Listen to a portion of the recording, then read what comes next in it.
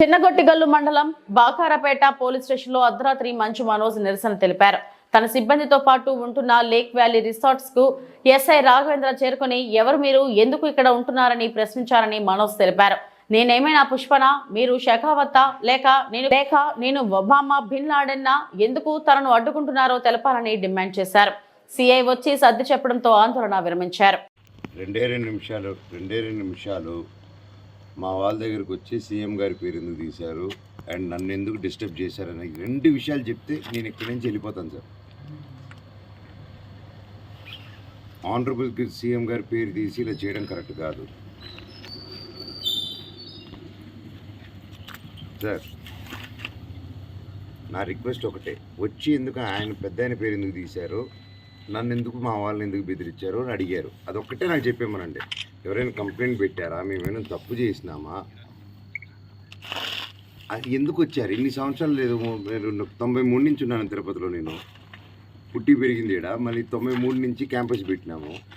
ఇన్ని సంవత్సరాలు ఏ పోలీసు నా గురించి రాలేదు చెకింగ్కి, ఎవరు రాలేదు. ఈరోజు ఎందుకు కొత్తగా ఇంత స్పెషల్ ట్రీట్మెంట్ నేను ఆడుంటాడా?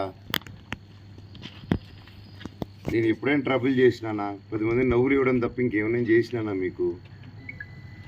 మరి ఎందుకు ఇది, ఎందుకు నేను నా దీంట్లో ఉన్నప్పుడు ఎందుకు మీరు నాకు వచ్చి నాకు జస్ట్ స్టేషన్లో అఫీషియల్గా ఒక మాట చెప్తే వెళ్ళిపోతాను సార్. నేను ఇప్పుడు ఎత్తలేదు మీ ఫోను, ఎత్తి ఏం చెప్తున్నారు మీరు ఇప్పుడే ఎత్తలేదని చెప్తున్నారు మీ ఫోన్.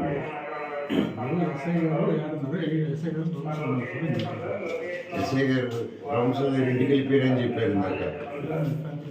కాక మీకు హెల్ప్గా సార్ హెల్ప్ కోసం అడిగి తీసుకొచ్చాడు సార్. అంతే, మీ పేపర్ మీ పెన్నే సార్. అది నా ఇంటికి ఈ టైం అదే మార్నింగ్ ఇంటికి రావాలి. ఇప్పుడు ఎందుకు వచ్చారు? అదే సార్ చెప్పండి. మీ టైంలో ఎస్ఐసి ఎందుకు సార్? మీరు సార్ మీరు గవర్నమెంట్ సార్ మిమ్మల్ని నమ్ముకొని మేము ఫ్యామిలీతో ఉన్నాం సార్. మిమ్మల్ని అడిగేది దాన్ని నన్ను ఏం చేయమంటారు? పోలీస్ ఆఫీసర్ మాట్లాడేలా మాట్లాడుతున్నారు మీరు. ఫ్యామిలీతో మిమ్మల్ని నమ్ముకున్నా అంటే మమ్మల్ని ఏం చేయమంటారు అంటారా? సార్ మీరు హెడ్ సార్, మీకు ఆ బ్యాచ్ ఉంది సార్. మేమంటే ఎవరు అంటే మీ ఎస్ఐని కూడా కలుపుకుంటున్నారు మీరు? నేను అని చెప్పండి. అవును, తీసుకురాలేదు. అవును, మీరు వచ్చారు. ఎవరు మీ ఎస్ఐ పంపిస్తే వచ్చినాము. అది నాకైతే తెలియదు. ఎందుకంటే మీ ఎస్ఐ ఫోన్ తీయట్లేదు అంతే కదా? ఫోన్ తీయడం ఎందుకు ఏమో తెలియదు సార్. అదొక్కసారి ఎస్ఐ ఫోన్ తీయట్లేదు, మీరు ఇంటికి వెళ్ళండి చెప్పండి. జరిగితే కదా సార్, మీరు జరిగింది ఎందుకు రాయట్లేదు? ఎందుకు నాకు రీజన్ చెప్పండి, ఎందుకు రాయట్లేదు? మీరు పోలీస్ సార్, నిజం రాయాలి కదా సార్. మీరు నిజం రాయాలి కదా సార్. మీరు చెప్పిందే రాయమన్నాను సార్. అంటే మీరు అబద్ధం ఆడుతున్నారా? అట్లా నేను లెటర్ రాయిస్తాను, మీరు చేయండి. మీకు ఫోన్ ఉంది కదా, మీ దగ్గర కూడా ఫోన్ ఉంది. డిపార్ట్మెంట్ సార్, మీరేంటి సార్? సార్ మీరు ఎందుకు సార్ నా నమస్తే పెడతారు చెప్పండి? కాదు, మీరు డిపార్ట్మెంట్ సార్, మీరు తప్పుగా అనుకోకూడదని నేను రిక్వెస్ట్గా అడుగుతున్నా. నేనేం రుబాబ్ చేయట్లా. నా ఇంటికి వచ్చి నన్ను ఎత్తుకొని వచ్చి మీరు అంటే మీరంటే మీరు కాదు, డిపార్ట్మెంట్ ఎస్ఐ గారు ఆయన ఎస్ఐ గారితో వచ్చిన కానిస్టేబుల్ నా చేయబట్టుకుని లాగింది వాళ్ళు. చేయబట్టుకుని లాగారు కదా సార్, అంతవరకు అయింది కదా సార్.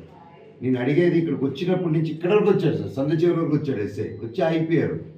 మా వాళ్ళు వీళ్ళు అడిగి రండి సార్ అని చెప్తుంటే ఇదిగో వస్తున్నా పదండి అని చెప్తే లోపలికి వచ్చాను. అటు యూటర్న్ తీసుకుని వెళ్ళిపోయాడు ఆయన. ఇది ఎక్కడ న్యాయం సార్? నన్ను వచ్చి గెలికి, నా ఇంట్లో వచ్చి నన్ను గెలికి, ఇంట్లోనే రిసార్ట్లో ఉన్నది ఇల్లాగా ఉన్నాను కదా ఇప్పుడు, వచ్చి గెలికేసి చేస్తే ఎట్లా సార్? నేను వచ్చి ఎస్ఐ గారికి చేయండి చేయట్లేదు. సిఐ గారు చేయమంటే సిఐ ఉండండి సార్. అవును సార్, తీయలేదు. అవును, అది రాయమంటాను నేను. అది మీరు అఫీషియల్గా ఇవ్వండి sir. It's rule sir, you have to give it officially. నేను స్టేషన్కి వచ్చిన్నాను నేను ఇక్కడ. అవును సార్, మీరు ఇప్పుడు చేయమంటే సిఐ కూడా తీయట్లేదు అంటున్నారు కదా మీరు. అదే సార్, ఓకే చేయండి. నేను ఏం తప్పండి నాకు అర్థం